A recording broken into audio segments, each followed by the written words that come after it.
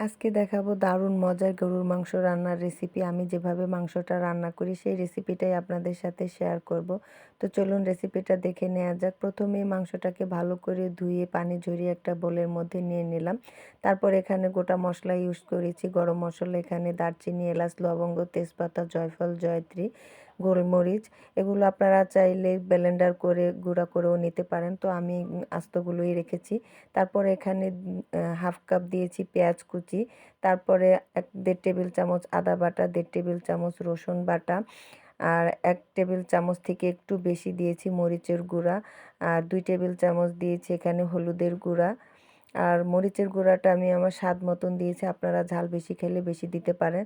তারপরে এখানে 1 টেবিল চামচ ধনিয়ার গুঁড়া, জিরার গুঁড়া দিয়েছি, 1 টেবিল চামচ টমেটোর সস, আর 1 টেবিল চামচ দিয়েছি পেঁয়াজ বেরেস্তা, আর স্বাদ মতন লবণ। আর সেই বেরেস্তার তেলটাকে এটার মধ্যে দিয়ে আমি ভালো করে মেখে নেব। আপনারা চাইলে মেখে একটু মেরিনেট করে রাখতে পারেন। আমার হাতে যেহেতু সময় ছিল না তাই আমি আর মেরিনেট করে রাখিনি।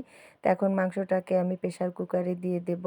আর প্রেসার কুকারে এমনভাবে রান্না করব এটা অল্প সময় হয়ে যাবে।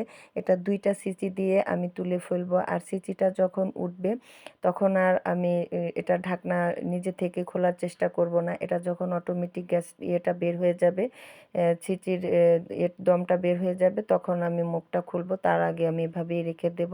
তো চুলায় দেওয়ার পরে আমি হালকা 2 মিনিট মতন একটু কষিয়ে নিয়েছিলাম। তো কষিয়ে নেওয়ার পরে আমি মাংসটা ঢেকে দিয়েছিলাম। আর 2টা সিটি যখন হয়েছে তখন আমি এটার ঢাকনা খুলেছি। অটোমেটিকলি যখন খুলে গিয়েছে তখন আমি এটাকে খুলে নিয়েছি। আমি এটা খোলার জন্য জোরাজুরি করিনি। তো এভাবে আপনারা রান্না করবেন। আমার কিন্তু অলমোস্ট রান্না শেষ হয়ে গেছে। তো রান্না শেষে এখানে আমি কাঁচামরিচ আর একটু ভাজা জিরার গুঁড়া দিয়ে পেঁয়াজ বেরেস্তা দিয়ে তুলে ফেললাম। তো এভাবে আপনারা রান্না করে দেখবেন, অনেক টেস্ট হয়। তো আমার ভিডিওটা যদি ভালো লাগে তাহলে সবাই একটু লাইক কমেন্ট করবেন। তো ভালো থাকবেন সবাই। আল্লাহ হাফেজ।